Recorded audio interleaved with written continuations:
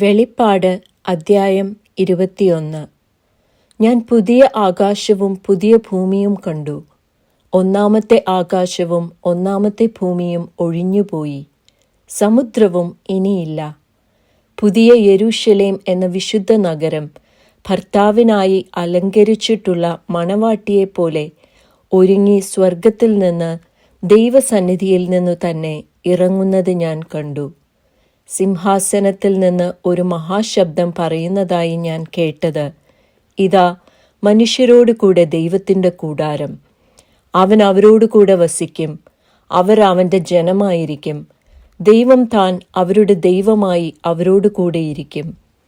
അവൻ അവരുടെ കണ്ണിൽ നിന്ന് കണ്ണുനീരെല്ലാം തുടച്ചു കളയും. ഇനി മരണം ഉണ്ടാകയില്ല, ദുഃഖവും മുറവിളിയും കഷ്ടതയും ഇനി ഉണ്ടാകയില്ല. ഒന്നാമത്തേത് കഴിഞ്ഞുപോയി.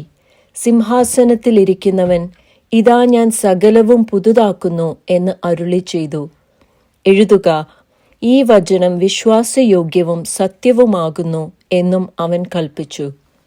പിന്നെയും അവൻ എന്നോട് അരുളി ചെയ്തത്, സംഭവിച്ചു തീർന്നു. ഞാൻ ആൽഫയും ഒമേഗയും ആദിയും അന്തവുമാകുന്നു. ദാഹിക്കുന്നവന് ഞാൻ ജീവനീരുറവിൽ നിന്ന് സൗജന്യമായി കൊടുക്കും. ജയിക്കുന്നവന് ഇത് അവകാശമായി ലഭിക്കും. ഞാൻ അവന് ദൈവവും അവൻ എനിക്ക് മകനുമായിരിക്കും. എന്നാൽ ഭീരുക്കൾ, അവിശ്വാസികൾ, അറയ്ക്കപ്പെട്ടവർ, കൊലപാതകന്മാർ, ദുർനടപ്പുകാർ, ക്ഷുദ്രക്കാർ, ബിംബാരാധികൾ എന്നിവർക്കും ഭോഷ്ക് പറയുന്ന ഏവർക്കുമുള്ള ഓഹരി തീയും ഗന്ധകവും കത്തുന്ന പൊയ്കയിലത്രേ. അതു രണ്ടാമത്തെ മരണം.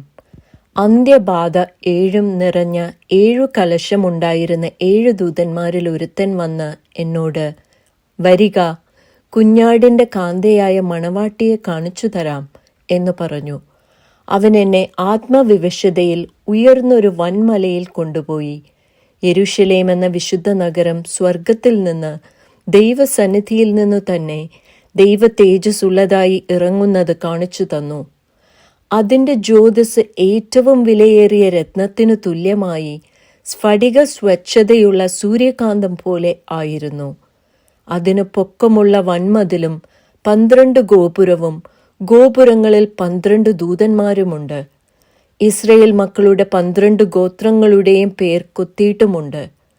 കിഴക്ക് 3 ഗോപുരം, വടക്ക് 3 ഗോപുരം, തെക്ക് 3 ഗോപുരം, പടിഞ്ഞാറ് 3 ഗോപുരം. നഗരത്തിൻ്റെ മതിലിന് 12 അടിസ്ഥാനവും അതിൽ കുഞ്ഞാടിൻ്റെ 12 അപ്പോസ്തലന്മാരുടെ 12 പേരും ഉണ്ട്. എന്നോട് സംസാരിച്ചവന് നഗരത്തെയും അതിൻ്റെ ഗോപുരങ്ങളെയും മതിലിനെയും അളക്കേണ്ടതിന് പൊന്നുകൊണ്ടുള്ള ഒരു അളവുകോൽ ഉണ്ടായിരുന്നു. നഗരം സമചതുരമായി കിടക്കുന്നു, അതിൻ്റെ വീതിയും നീളവും സമം. അളവുകോൽ കൊണ്ട് അവൻ നഗരത്തെ അളന്നു. 1200 നാഴിക കണ്ടു. അതിൻ്റെ നീളവും വീതിയും ഉയരവും സമം തന്നെ. അതിൻ്റെ മതിൽ അളന്നു. മനുഷ്യൻ്റെ അളവിന് എന്നുവെച്ചാൽ ദൂതൻ്റെ അളവിനു തന്നെ 144 മുഴം ഉണ്ടായിരുന്നു. മതിലിൻ്റെ പണി സൂര്യകാന്തവും നഗരം സ്വച്ഛ സ്ഫടികത്തിനൊത്ത തങ്കവും ആയിരുന്നു. നഗരമതിലിൻ്റെ അടിസ്ഥാനങ്ങൾ സകല രത്നവും കൊണ്ട് അലങ്കരിച്ചിരിക്കുന്നു. 1-ാം അടിസ്ഥാനം സൂര്യകാന്തം, 2-ാമത്തേത് നീലരത്നം, 3-ാമത്തേത് മാണിക്യം, 4-ാമത്തേത് മരതകം, 5-ാമത്തേത് നഖവർണി, 6-ാമത്തേത് ചുവപ്പ് കല്ല്, 7-ാമത്തേത് പീതരത്നം, 8-ാമത്തേത് ഗോമേതകം, 9-ാമത്തേത് പുഷ്യരാഗം, 10-ാമത്തേത് വൈഡൂര്യം, 11-ാമത്തേത് പത്മരാഗം, 12-ാമത്തേത് സുഗന്ധിരത്നം. 12 ഗോപുരവും 12 മുത്ത്, ഓരോ ഗോപുരം ഓരോ മുത്തുകൊണ്ടുള്ളതും. നഗരത്തിൻ്റെ വീതി സ്വച്ഛ സ്ഫടികത്തിന് തുല്യമായ തങ്കവും ആയിരുന്നു. മന്ദിരം അതിൽ കണ്ടില്ല. സർവശക്തിയുള്ള ദൈവമായ കർത്താവും കുഞ്ഞാടും അതിൻ്റെ മന്ദിരമാകുന്നു. നഗരത്തിൽ പ്രകാശിപ്പാൻ സൂര്യനും ചന്ദ്രനും ആവശ്യമില്ല.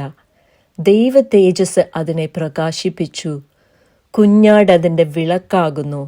ജാതികൾ അതിൻ്റെ വെളിച്ചത്തിൽ നടക്കും. ഭൂമിയുടെ രാജാക്കന്മാർ തങ്ങളുടെ മഹത്വം അതിലേക്ക് കൊണ്ടുവരും. അതിൻ്റെ ഗോപുരങ്ങൾ പകൽക്കാലത്ത് അടയ്ക്കുകയില്ല. രാത്രി അവിടെ ഇല്ലല്ലോ. ജാതികളുടെ മഹത്വവും ബഹുമാനവും അതിലേക്ക് കൊണ്ടുവരും.